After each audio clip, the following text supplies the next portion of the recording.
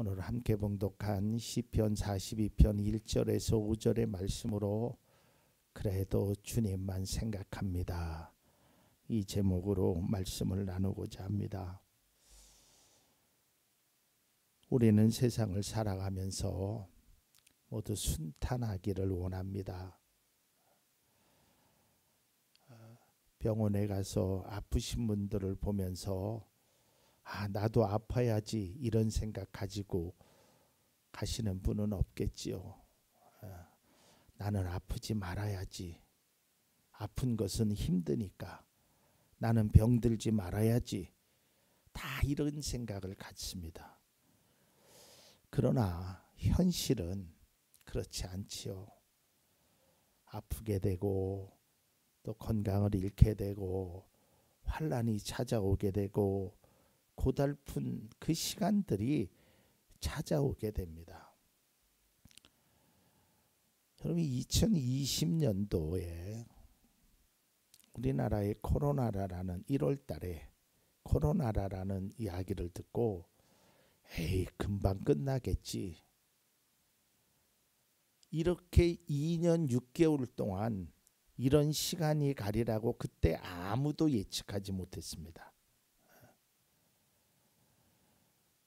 제가 얼마 전에 베트남에서 사업하는 분을 잠깐 뵀었는데요. 다 망했다는 거예요. 물건은 다 챙겨놨는데 여행객들이 올 것 생각해서 다 준비해놨는데 2년 6개월 동안 아무것도 팔리지 않고 다 버리고 거기에 베트남에서 여행사를 운영했던 그 사람들이 지금 절망의 소리가 이 고국 땅까지 들린다고 합니다. 얼마나 힘들면.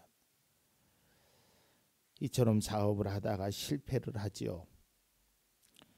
질병으로 고통을 당하지요. 또 재난과 사고로 환난과 근심에 눈물이 쉴 날이 없습니다.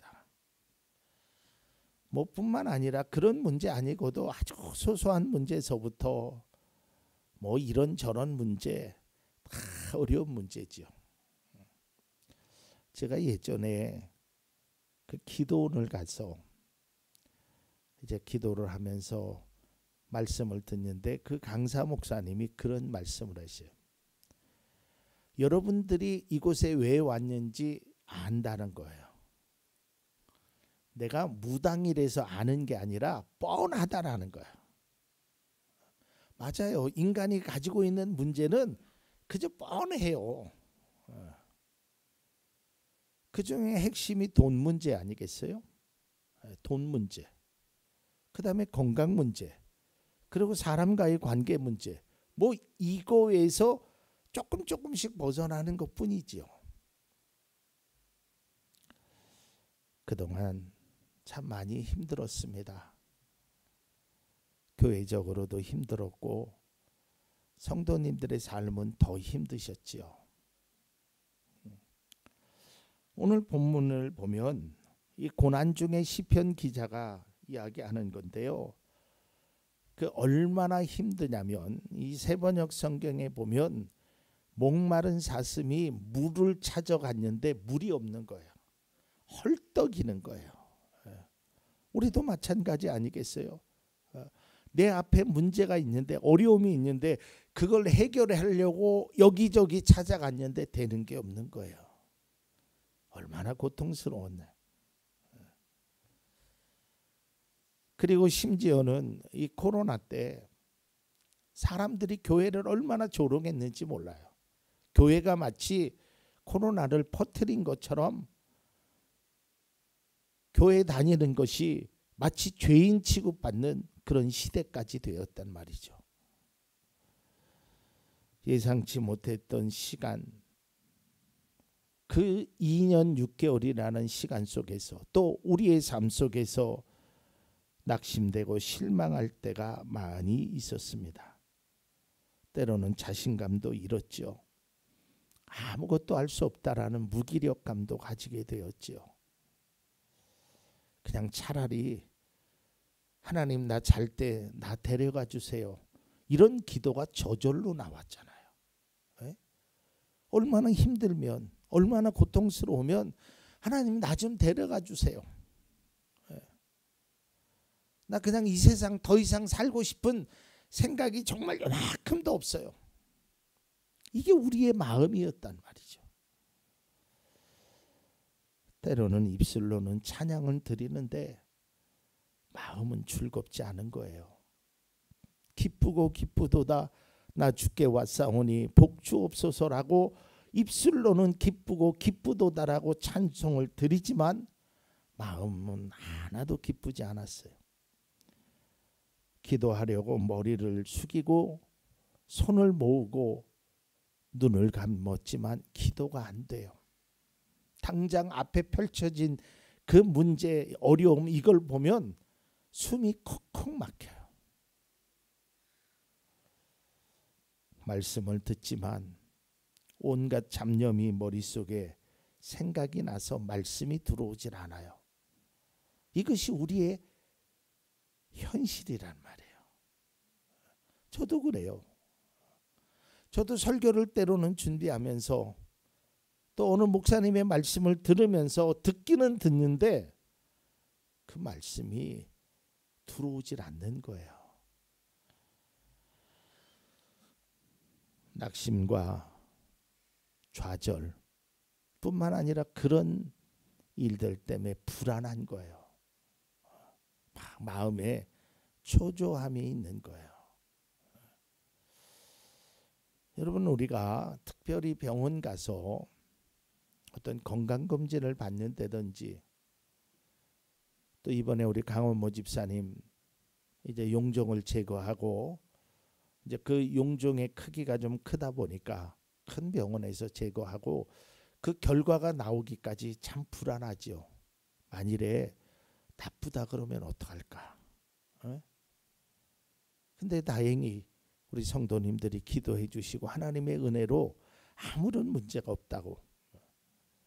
근데 우리가 다 그러한 것을 하면 불안해요.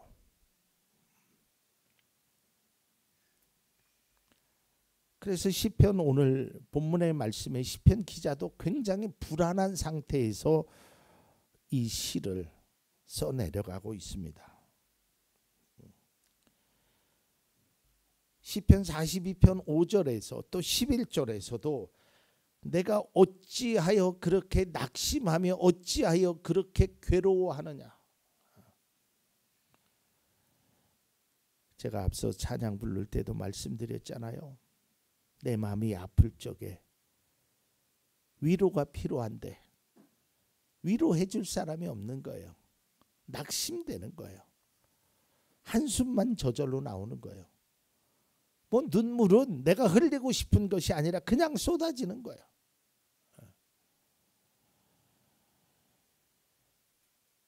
이렇게 힘든 상황 속에서 탄식하면서 부른 찬양이 바로 시편 42편입니다. 특별히 믿음의 사람이 고통 중에 또 하나의 고통은 바로 이런 것입니다. 또 교회 다닌다면서 또 예수 믿는다면서 근데 왜 문제 해결 못해? 사람의 조롱이에요. 그런 조롱들이 내 가슴을 메어지게 하는 거예요. 미어지게 하는 거예요. 니네 하나님 능력이 있다면서 얘기해봐. 남 속도 모르고 막 그렇게 조롱하는 거예요.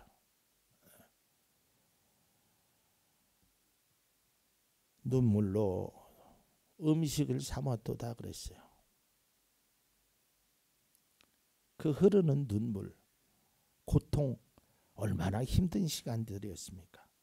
상황만 생각해도 얼마나 힘들었는지 알 수 있죠.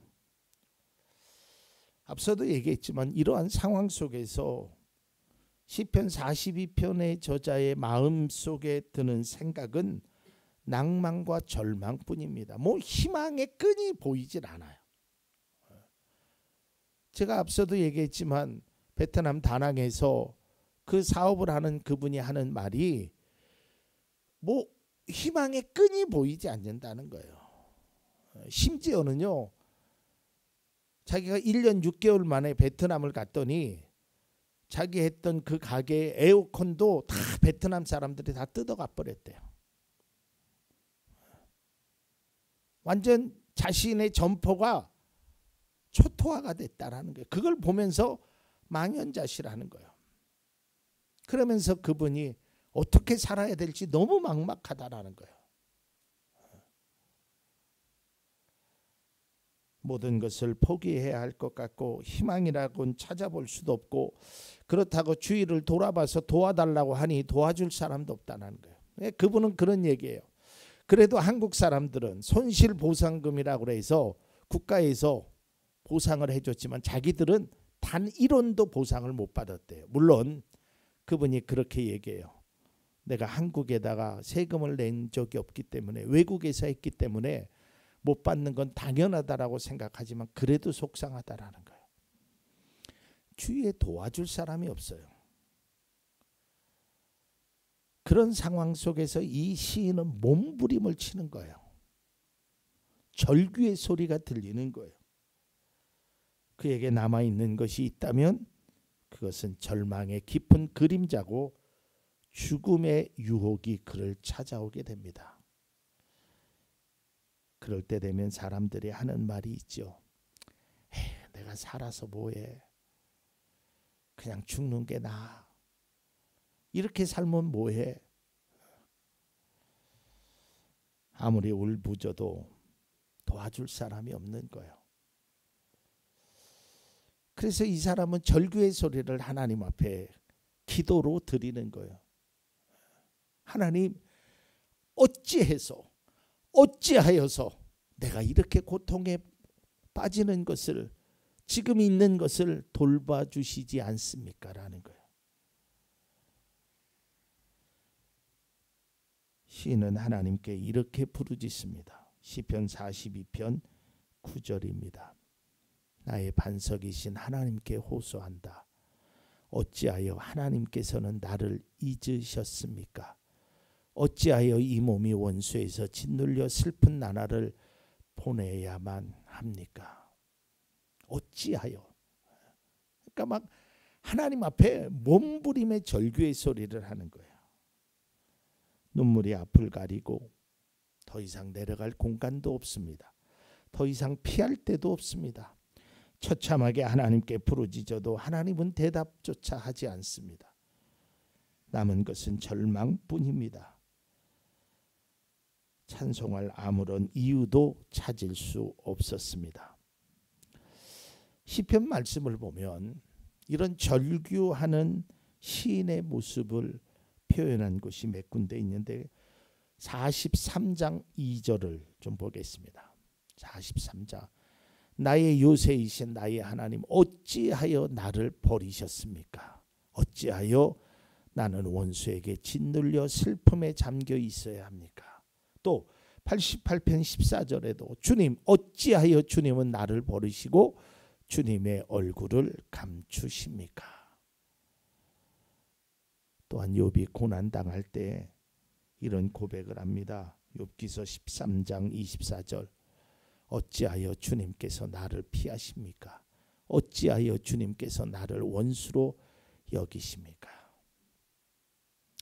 아마 여기 계신 분들도 가끔 그런 기도가 드린 적이 있을지 모릅니다. 막 하나님 앞에 하소연, 아니 뭐 이건 하소연이 아니에요. 막 따지고 싶죠. 하나님, 내가 도대체 뭘 잘못해서 이런 고통을 받습니까?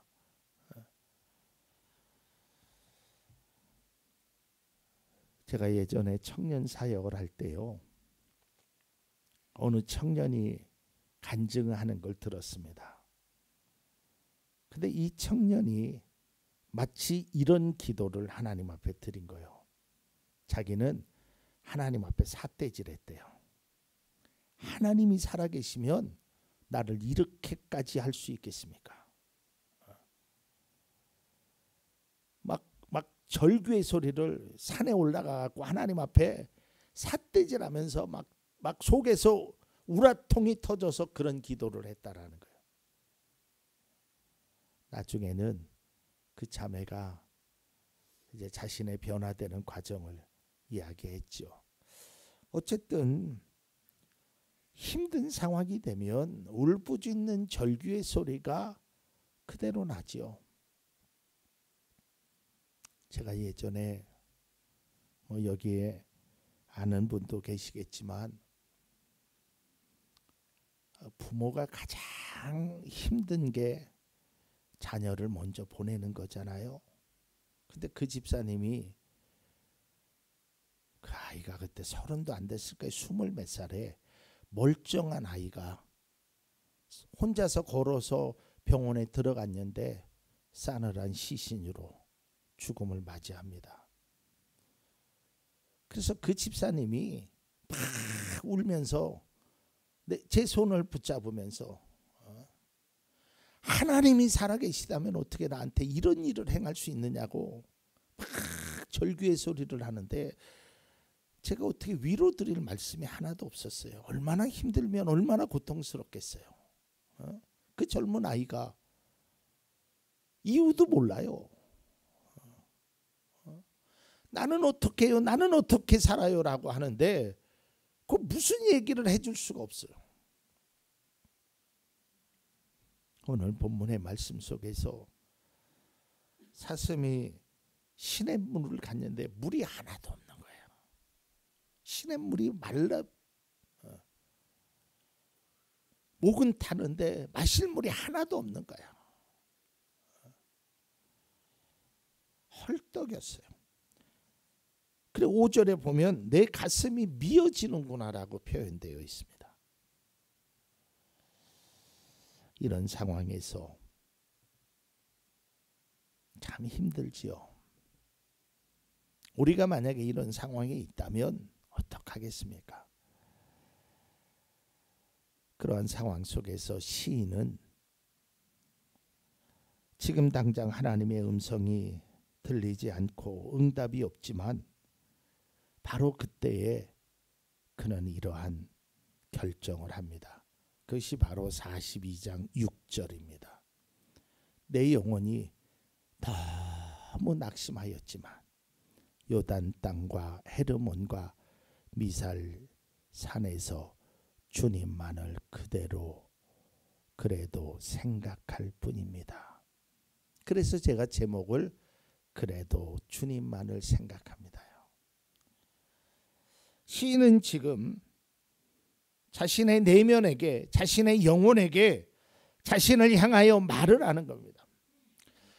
진짜 힘들고 죽고 싶고 어렵고 고통스럽지만 그래도 주님만 생각하겠습니다. 저는 이 말씀을 묵상하면서 참 많은 은혜가 됐어요. 나라면 어떨까? 과연 이런 고백을 할 수 있을까? 그 절규하는 가운데, 그 고통하는 가운데, 그 어려운 가운데 시냇물을 찾아갔지만 마실 물이 하나도 없고 사람들은 나를 조롱하고 주야로 눈물을 흘리면서 그것이 음식이 되고 식음을 전폐하면 그런 상황이래요. 해결할 기미가 전혀 보이지 않고 희망의 끈이라곤 단 하나도 보이지 않는 그 상황 속에서 내가 무엇을 할까? 그러나 그는 자기 자신에게 그래도 나는 주님만을 생각하겠다는 거예요. 절박한 상황 속에서 네가 어찌하여 낙심하고 낭망하며 그러느냐라고 말하는 그 상황 속에서 결국 그가 소망을 하나 갖게 됩니다. 외로울 때, 힘들 때 큰 위로가 되시는 분은 주님임을 그가 깨닫습니다. 사랑하는 성도 여러분, 여러분들은 어떠십니까? 과연 우리가 이런 상황 속에서도 절망만 하고 있을 수는 없습니다.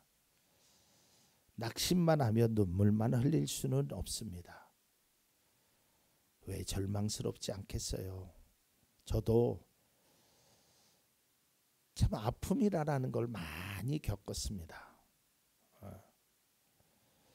누가 저를 보면 목사님은 풍채도 있고 그러니까 뭐 고생이라 하는 거는 눈꼽만큼도 안 했을 거라고 생각하는데 절대적으로 그렇지 않습니다. 저도 많이 우러봤고요. 고통의 순간, 아픔의 순간 많이 경험해 보았어요. 참 힘들었던 순간들이 많이 있었습니다. 정말 포기하고 싶을 정도로 괴로운 순간들도 있었습니다. 그런데 제가 만약에 포기했더라면, 제가 만약에 주저앉았더라면 이 자리에서 이렇게 우리 성도님들 앞에서 설교할 수도 없겠지요. 그리고 지금은 감히 말씀드리면 제 삶에 이러한 순간이 찾아올 거라고는 상상할 수 없는 그런 삶을 하나님 앞에 저는 오히려 감사하며 살고 있습니다. 여러분, 해답은 한 가지입니다. 오늘 그 말씀을 드리고자 합니다. 그래도 아무리 힘들어도 아무리 어려워도 진짜 희망의 끈이 하나도 보이지 않아도 그래도 주님을 바라봅시다. 주님만 생각하자고요. 왜냐하면 우리가 낙심될 때, 우리가 고통스러울 때, 우리가 아플 때 그래도 위로해 주신다니까요. 피할 길을 주시더라니까요. 하나님의 방법을 통해서 하나님께서 죽을 것 같고 정말 모든 것이 안 될 것 같은 상황에 놓여 있을지라도 하나님을 바라보는 자에게 소망을 주시더라고요. 그걸 우리가 깨달아야 됩니다. 사랑하는 성도 여러분, 지금 어떤 어려움과 시련 가운데 있을지라도 때로는 너무 어렵고 힘들어서 좌절하고 싶은 심정이, 때로는 포기하고 싶은 심정이, 그리고 이 고통으로부터 해방받을 수 없다라는 그 좌절감이 밀려온다 할지라도 하나님을 생각하십시오. 하나님을 바라보십시오. 아무리 어려운 상황이 와도 그래도 나는 하나님을 생각한다. 이것이 우리의 고백이 되고 이것이 우리의 믿음의 삶의 모습이 되어야 합니다. 지금 우리가 처해 있는 현실이 힘들고 어려워서 아프고 절망 가운데 불안과 낙심이 되더라도 그래도 그럼에도 하나님께 소망을 두는 이곳에 계신 믿음의 성도님들이 될 수 있기를 바랍니다. 하나님께 소망을 두고 그는 이렇게 고백합니다. 내가 또다시 찬양하련다. 이 말은 내가 다시 일어서겠다는 겁니다. 사랑하는 성도 여러분, 힘들고 지치고 어려울 때, 힘들 때 큰 위로가 되시며 어려울 때, 외로울 때 나의 친구가 되시는 그 주님을 바라보는 우리 모두가 될 수 있기를 바랍니다.